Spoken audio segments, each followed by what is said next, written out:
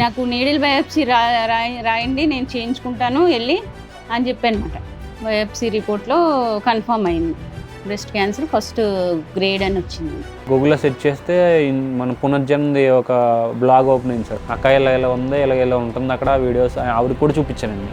ఒకసారి వెళ్దాం అక్క, ఈ డాక్టర్ ఏం చెప్తారో చూసి దాన్ని బట్టి మనం వెళ్దాం, వాళ్ళు ఏం చెప్పినా మనం వెళ్దాం అనుకున్నామండి. పని చేస్తుంది అంటావా, నిజమేనా నీకు పని చేసింది అంటున్నావు కానీ అని అంటున్నారు తప్ప మేము అది కూడా పట్టించుకోలేదు, మీకు తెగించి వెళ్ళాం. మృత్యువు తలుపు తడితే మనిషి వణికిపోవడం సహజం. కానీ ఆ మృత్యువు కళ్లలోకి కళ్ళు పెట్టి చూసిన ధైర్యం ఆమెది. క్యాన్సర్ అంటే భయం కాదు, అది జయించగలిగే ఒక యుద్ధమని నిరూపించిన సాక్ష్యం ఆమెది. ఇది మందులతో మాత్రమే కాదు, మనోబలంతో మృత్యువునోడించిన ఒక వీరవనిత గాథ.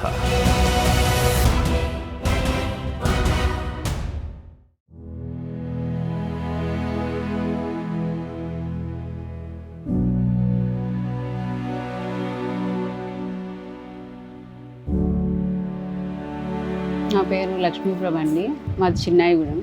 నాకు రీసెంట్గా అంటే 1 year వచ్చింది.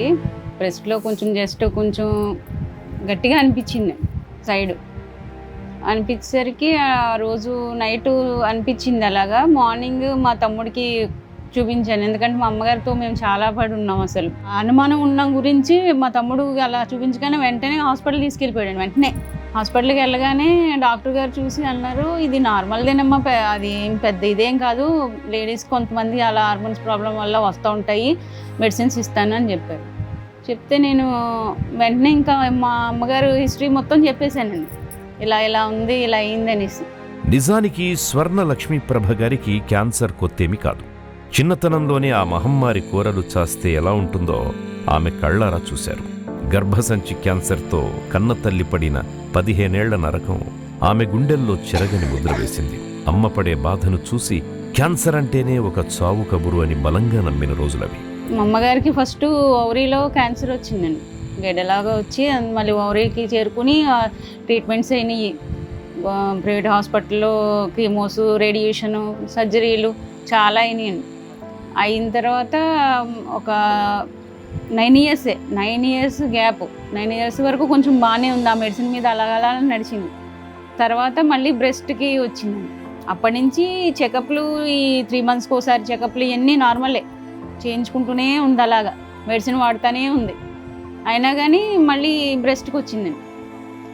బ్రెస్ట్ అది మళ్ళీ అది కూడా అంతే, సర్జరీ, కీమోలు, రేడియేషను. కానీ విధి విచిత్రమైనది. ఏ భయంతో అయితే ఇన్నేళ్లు బతికారో అదే భయం ఆమెను వెతుక్కుంటూ వచ్చింది.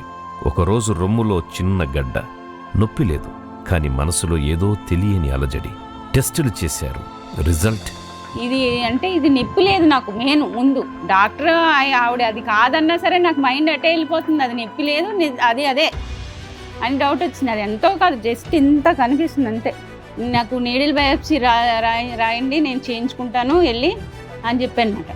అయితే నేను మెడిసిన్స్ ఇస్తున్నానమ్మా, ఒక 20 days వాడండి, తగ్గకపోతే కనుక అలానే ఉందనుకుంటే కనుక చేయించుకోండి అన్నారు.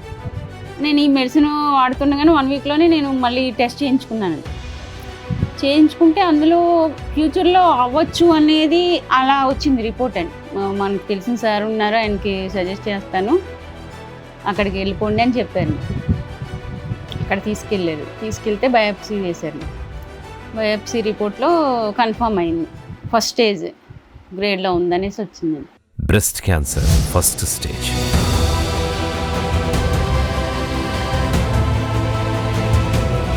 గుండె పగిలే వార్తది. కానీ ఆమె కుంగిపోలేదు. వెంటనే సర్జరీ చేయించుకున్నారు. ఆ గడ్డను శరీరం నుంచి వేరు చేశారు. అక్కడితో అయిపోలేదు, అసలు కథ ఇక్కడే మొదలైంది. సర్జరీ చేస్తే సరిపోద్ది, స్టార్టింగ్ స్టేజ్లోనే ఉంది, సర్జరీ చేస్తే సరిపోద్ది అన్నారండి. అంటే సర్జరీ చేయించేద్దామని సర్జరీ చేయించామండి. నెక్స్ట్ సర్జరీ చేసిన తర్వాత ఏమన్నారంటే, సర్జరీ కాదండి, కీమో కూడా పెట్టాలి, కీమో చేయాలి, ఇమ్యునోథెరపీ చేయాలి, ఈవిడికి జనరిక్ ద్వారా వచ్చింది కాబట్టి హార్మోనల్ థెరపీ కూడా చేయాలని, మొత్తం 3 థెరపీలు చేయాలని చెప్పారు సార్. డాక్టర్లు మరిన్ని టెస్టులు చేశారు, చాలా రకాల ట్రీట్మెంట్లు తప్పవు అన్నారు. ఆ మాటలు వినగానే ఆమె కళ్ళ ముందు అమ్మ అనుభవించిన ఆ 15 ఏళ్ల నరకం కదలాడింది. అలాంటి సందిగ్ధ సమయంలో ఒక ఆశాకిరణం వెలుగు చూసింది. ఆమె తమ్ముడు తీసుకున్న ఒక నిర్ణయం ఆమె తలరాతనే మార్చివేసింది. సర్జరీ చేయించినప్పుడే మామూలుగా కీమో అంటారో ఏమంటారో అని నేను మామూలుగా సెర్చ్ చేస్తున్నాను, రీసెర్చ్ చేస్తుంటే గూగుల్లో సెర్చ్ చేస్తే మన పునర్జన్మది ఒక బ్లాగ్ ఓపెన్ అయింది సార్. ఏంటనేది మొత్తం ఎంత చదివితే అప్పుడు అర్థమైంది సార్. చదివి అప్పుడు మళ్ళీ యూట్యూబ్లో కూడా రీసెర్చ్ చేస్తే యూట్యూబ్లో వీడియోస్ వచ్చినాయండి. ఆ వీడియోస్ చూసి అప్పుడే చెప్పాను సార్, మా అక్కకి ఆపరేషన్ అయిన ఫస్ట్ రోజే అక్క ఇలా ఉంది, ఇలా ఉంటుంది అక్కడ వీడియోస్ ఆవిడకి కూడా చూపించానండి. చూపించి ఇలా ఉంటుంది, ఒకసారి వెళ్దాం అక్క, ఈ డాక్టర్ ఏం చెప్తారో చూసి దాన్ని బట్టి మనం వెళ్దాం, వాళ్ళు ఏం చెప్పినా మనం వెళ్దాం అనుకున్నామండి. సరే వెళ్దాం అన్నారండి. పునర్జన్లో అడుగుపెట్టిన కొన్ని నెలల్లోనే మార్పు మొదలైంది. రిపోర్ట్స్ మారాయి. ఆరోగ్యం కుదుటపడింది. ఆమె ముఖంలో మళ్లీ పాత చిరునవ్వు వికసించింది. కుటుంబంలో ఆనందం వెల్లివిరిసింది. ఏ సైడ్ ఎఫెక్ట్స్ లేకుండా కేవలం ఆయుర్వేదంతో ఆమె ఒక అద్భుతాన్ని సాధించారు. భయాన్ని భయపెట్టి క్యాన్సర్ని తన ఆత్మవిశ్వాసంతో గెలిచి నేడెందరో క్యాన్సర్ పేషెంట్లకి ఒక ఆదర్శంగా నిలిచారు శ్రీమతి స్వర్ణలక్ష్మి ప్రభ. నమ్మకంతోనే వెళ్ళామండి. అసలు దాని గురించి మనం చెప్పినా పని చేస్తుంది అంటావా, నిజమేనా నీకు పని చేసింది అంటున్నావు కానీ అని అంటున్నారు తప్ప మేము అది కూడా పట్టించుకోలేదు. మీకు తెగించి వెళ్ళాం, ఏదైతే అది అయ్యింది. మనకు పని చేస్తా లేదు మనకి అంటే ఈ ఆయుర్వేదం గురించి మనకు ఫస్ట్ నుంచి కొంచెం ఉంది. మందే ఇది ఆయుర్వేదం ఏంటి మందే. పునర్జన్మ ద్వారాగా మనకి మళ్ళీ పునర్జన్మ ఇచ్చినట్టు చేశారు ఇక్కడ అంతే. ఈ పునర్జన్మకు వచ్చిన తర్వాత మాకేంటంటే మీ డాక్టర్ గారు వీళ్ళు సజెషన్ ఏంటంటే ఎప్పుడప్పుడు అప్డేట్ చేసుకుంటూ ఎప్పుడప్పుడు ఫాలోఅప్ చేసుకుంటూ వీళ్ళు తినే ఫుడ్ మన రోగంతో పాటు మనం తీసుకునే ఫుడ్డే మనకి చాలా ఉపయోగపడుతుందని చెప్తున్నారు.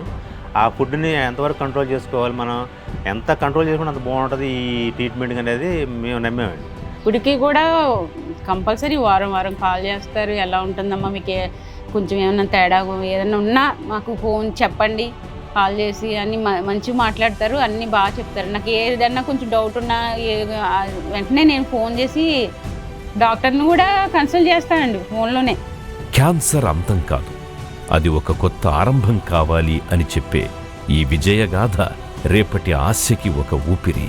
పునర్జన్ ఆయుర్వేదంతో ఇది ఆమె పొందిన పునర్జన్మ.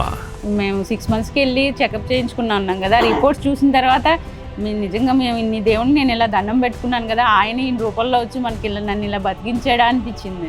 కొమ్ము వెంకటేశ్వర రెడ్డి గారు నిజంగా దేవుడే సార్. నన్ను అడిగితే ఆయన నిజంగా కొన్ని వేల జీవితాలు నిలబెట్టినట్టే సార్ ఇప్పటికి.